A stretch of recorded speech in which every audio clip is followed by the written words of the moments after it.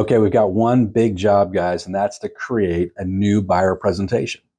So your 2024 buyer presentation, that includes information about and around the NAR settlement. Now, you don't have to talk about the settlement per se, but you have to adapt based on the settlement. So if you had a buyer presentation that you were using in 2022 or 2023, you got to rebuild it. You got to do it now, right? Now, some of you don't have one at all. And you say, man, how would I even get that out of my bag? I feel like that's like a little bit uncomfortable, Jim, to get a buyer presentation out. It shouldn't be, because we do one with listings all the time. But I get it, because it's new and it's different. You're not used to it. It's going to be a little bit uncomfortable. So let me give you some language to help you make it more comfortable. So when you're talking to a buyer for the first time, or you're having that first meeting, here's a few things that you might say. You can say, hey, can I just take a few minutes and kind of show you how I work before we go out and look at the first property? Would that be cool?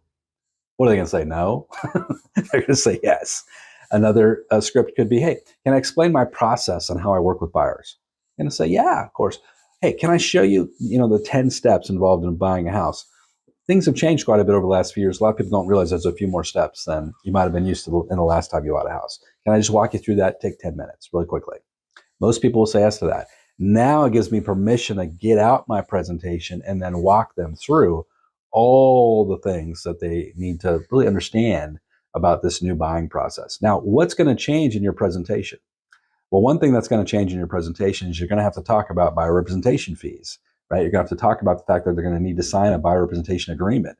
Now, should you wait until July 15th when this settlement is proposed to go into effect? No, you should be doing this right now. Don't wait. What's the downside of doing this now? There's no downside. Wouldn't you rather work with buyers that have fully committed and signed a contract with you than buyers that haven't done that? Wouldn't you rather have that? And today, just remember that all of these buyer representation agreements have similar language. Every single one, I've looked at many in every state that I've taught at, and I've taught all over the country. What you find in almost all of these agreements is a clause, and it says, here's what's going to be paid to your buyer representation agent, me, but it's reduced by any amount that the seller we receive from the seller, or that the sellers agree to pay. So now it's our job, and it's just going to be common practice that we're going to try to collect that from the seller in our offer agreements. That's just going to be standard practice. So we're going to say on our buyer rep fee, we're charging 1%, 2%, 3%, whatever our number is, whatever you've decided is your value proposition. And then I'm going to try to collect that from the seller. And a lot of sellers are going to still agree to pay it, but I've got to present it. I've got to talk about it. Now, how do I get somebody to agree to pay a fee of any kind? The only way I get anybody to pay any kind of fee is I've got to give a presentation of services. What are the 10 things I'm doing to help them in the process?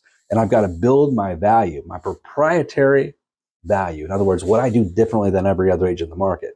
That's the process. I want to walk people through.